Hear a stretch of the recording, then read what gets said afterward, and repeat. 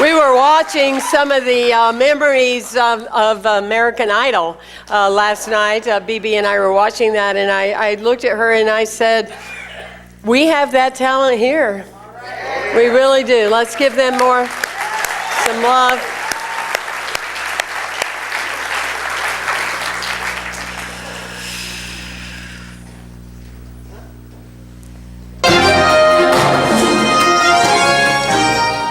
Topic for Sunday is... Got it.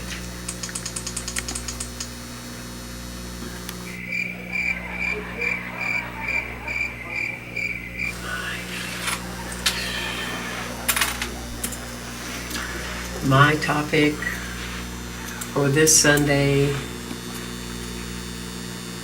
boy, it's like nothing's coming down, or going in, or coming out, or anything. Let's settle in. Now shows three. Now shows three. Oh, I see. Well, that would be good.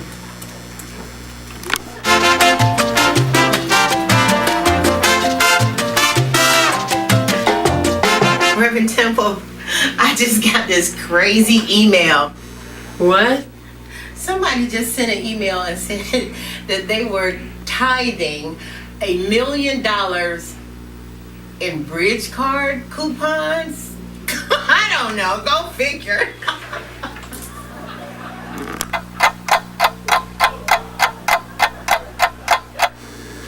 Okay, here we go.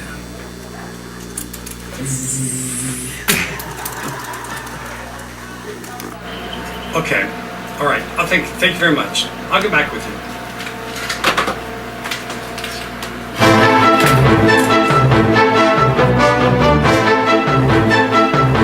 Reverend Temple, I have explained this and talked about it in the new members class, and I keep getting the same question. Why is diversity and inclusion such an important part here at First Unity? The next time I get this question, I'm going to ask them to ask Temple Hayes.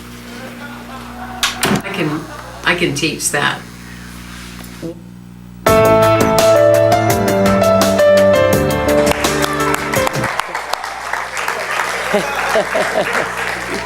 United we stand. Divided, we are merely a distraction. Together, united we stand. Divided, we are merely a distraction. There's a theater usher that's in training, and they're teaching him about the lights, the flashlight, guiding people where they need to go. He has a tag on his lapel, as so many people that we're used to in life that wear a tag, and we go to them for location, for direction, like our ushers here, right? You're always fascinated at the questions people ask you. Where's the meetup group? Where's the love of my life? Where did the children meet? And that usher individual wearing the tag says go here or there. So when this theater usher was in training, his boss came up to him one day and said, all right, he said, do you know well now when there's an emergency or fire or something, do you know what to do? He said, you don't need to worry about me. I'm seated on the back and I can get out in a couple of seconds. He did not take the responsibility that went with the tag serious. Often, it's so easy for us to say, I am a spiritual person. I am a spiritual person. I believe in a creator. I believe in a God. I believe in a power that's greater than I am. But I'm more comfortable if it means people like me. I'm more comfortable if it means situations that I've had experiences about. And when we feel that way and we talk about spirit as a select group or tribe or experience, in my opinion, it's like being at a resort and never leaving your room to experience all of the amenities that the resort has to offer. Do you understand what I mean? In other words, to really know God, everything that is created is God. Every color, every gender, every changed gender, every age group. That means the humility. If a 4-year-old is giving you a life lesson, it is every bit as important as a 90-year-old giving you a life lesson. The Spirit of God comes through everything. And the more that we embrace everything, all ethnic groups, all religiosity of people's windows, as long as it is life-affirming, then we are living in the practice of truly being spiritual because we are inclusive and we are diverse. Yes? Otherwise, we're just the best of the worst and the worst of the best that we call average. You see. And I feel that we are spiritually called. Michel Pascal, when he came through here for the second time, travels all over the world. And he said, please tell everybody there at your First Unity Spiritual Campus that you, your group, as well as Agape in LA, that you are the spirituality today for America. And I believe that. I believe that this community is the spirituality for America to start as a launching pad for the world values. And I believe that very strongly. I feel like that is why all of us were born at this particular time, to align together, to form this group, so we can really show what love looks like in all packages. You see, I really experienced that. When I was in the 7th grade, we were doing integration.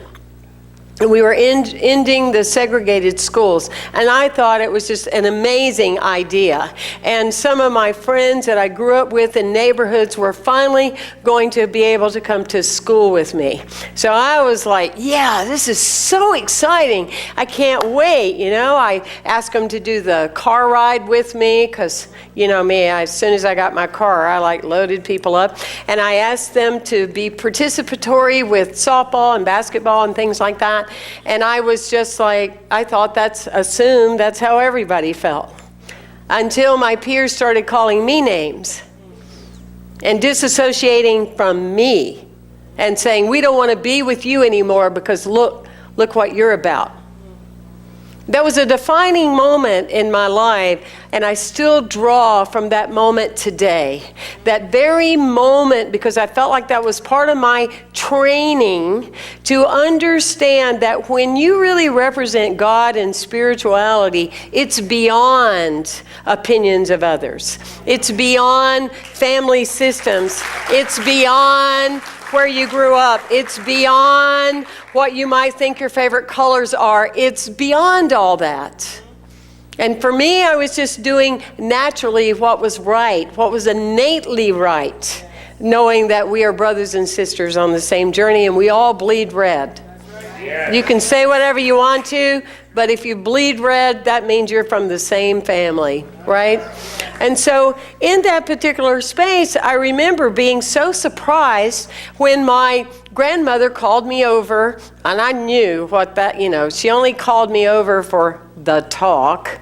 And so she called me over and she said, I've been told, and when she leaned forward, that meant she was even madder, you know. I've been told that you're going to an all-black wedding. And I went, I am. Isn't that great? And she said, no. And people are going to talk about you, and I do not want you going. And I said, well, I thought we were Christians. And, you know, the people you're talking about are like some of my best friends. And you're saying I'm not supposed to go? Well, people are going to talk about you. And I said, well, wouldn't that be good, though? Now, you know I went. I mean, come on, right? Come on. 20 years after my grandmother died, she came to see me by way of a psychic, and she said she wanted the message to come through to me that I was actually right, that the truth I was teaching was right on track.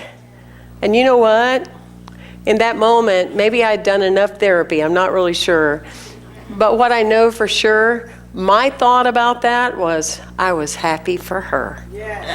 I was happy for her. That evolution still happens.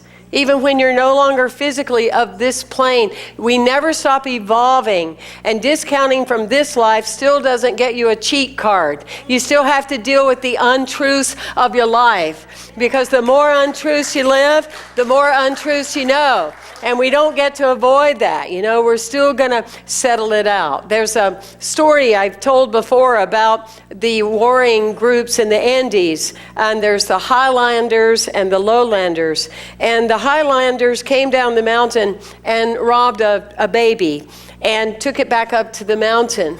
And the Lowlanders wanted to help this woman, obviously, to get her child. And she asked them, please help me. And they would go up so far and they just couldn't do it. No matter all their efforts to climb, they went another way. Couldn't do it, couldn't climb the mountain. It was just too steep and too dangerous. And so as they are finally surrendering and saying, we got to give up, it's not going to happen, they look, and here comes the woman down the mountain with her baby. And they said, we don't understand. We've been at this for days. We don't get it. And she says, you don't get it because it wasn't your baby. It wasn't your baby. You see what I mean? This is spiritually, this is our baby. Why is inclusivity and diversity so important? Because it represents the world we live in now, not the world that was yesterday. You understand that? And when you wake up, you can't go back to sleep. It's like when I look at and travel across the nation to the New Thought communities that are in the U.S. specifically, most of them, the majority of them, are 60-year-olds and all white. But yet if you go to their website, it says we are inclusive and we are diverse. And you look around and go, where? Where? And what has happened through the years of waiting and waiting and waiting and waiting and promoting and promoting and marketing, it's a lack of integrity then, you see, because it's not telling the truth. And so in your life, in your businesses, in your home life, in your family, with your children, when you do kind of a scan at everything in your life, do you see color? Do you see age groups? Do you see different ethnic groups? Do you see special needs people being well provided for? I tell you now that my mom is here, I am shocked by the support that we give people with special needs, which means very little. Or I wouldn't be bringing it up. We need to do better. We need to do better. And so you look at that area of those experiences of more men, more women, more people, of all it is with everybody is that God is evolving through us, because love is showing in many different packages now, and it is forcing people to let go of this black and white way of looking at life to really understand the depth of what God is. Does this resonate with you? You're getting kind of quiet, you know, that it's real important, real significant. It fascinates me. They still have articles in the paper. Did you know animals have feelings? And I go, duh. We still going to entertain that? I mean, we don't know that in 2019. Surely we've kind of gotten that one, right? And so our message is one of sharing. It's one of caring, but more importantly, it's one of modeling everywhere we go. And I know and have studied how in the beginning when automobiles were created, you know, I've shared this with you before, that in a city that when the first automobiles came out, in the huge city with all those people, inevitably the two automobiles would have an accident and run into each other. Why? Because they had not shifted their belief system and they had not integrated that they could create a field that they could go together and harmonize together and coexist on that same road. That's exactly what's happening to all of us in today's times. We are proving this belief system. We are changing our belief system about all the colors of the rainbow, about all the experiences, about age groups, and because millennials will not participate if they do not see it. If they hear you saying it and you don't show it, they move on. Am I right, millennials? Am I right? If I'm right, millennials, raise your hand or your elbow. Am I right? There we go, yes. And that's true in economics, it's true in our social structure, it's true in our city, it's true in your life, it's true everywhere to show the truth. Wow. Interesting. Yeah, everybody take a big deep breath. Big something. Just do something. I don't care. I think I'm wanting to express Spanish or something. I'm not really sure. But anyway, that's who we are, right? It's like the serenity prayer. God grant me the serenity to accept the people I cannot change, the courage to change the one I can, and the wisdom to know that would be me. Yes. Want to say it together? I know you love this one. God grant me the serenity to accept the people I cannot change, the courage to change the one I can, and the wisdom to know that would be me. Yes.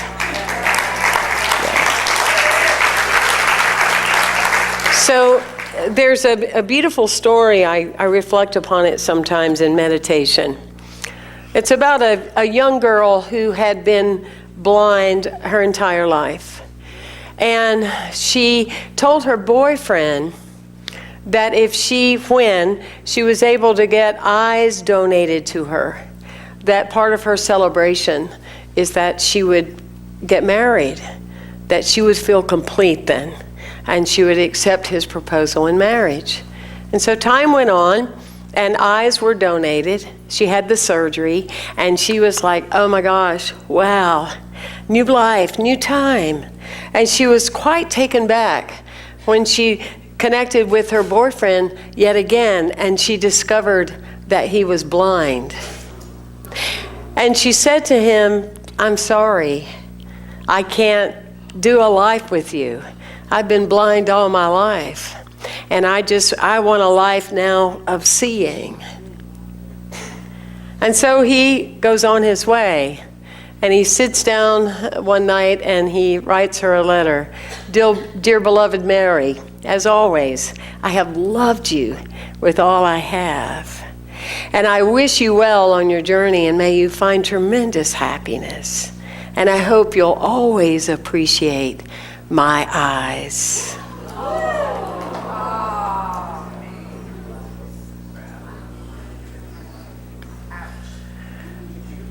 You want to thank the people who have given you the eyes that you can no longer see color.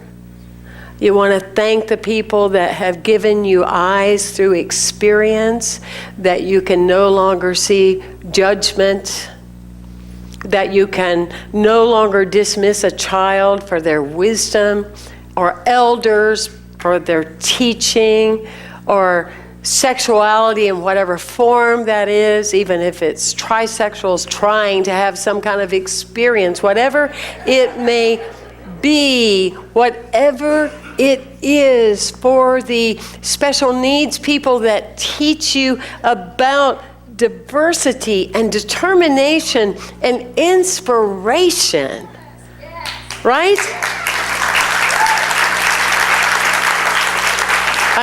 I think about often people that go around the world looking for the next Buddha. And I'm not saying that's not okay. I'm not judging that. But I've said this many times. I can sit at the knees of Sandra Kitt, and I can say, there's my teacher. There's my teacher. Who was given the wrong medication. She was a major in the military. She's a big wig person in society. And by given the wrong medication, all she could move was one knuckle and her eyes blinking. And she relearned how to do everything. Now that's what we call mastery. And I am grateful that I have been given eyes from someone else that I can see with others how we are that spiritual web. It is a joy to be spiritual. It is a joy to be alive. It is a joy to be able to see. It is a joy to know that you're my brother, sister, friend, connection, cousin, enlightened one, and all is well. Thank you for coming today. So grateful. Thank you.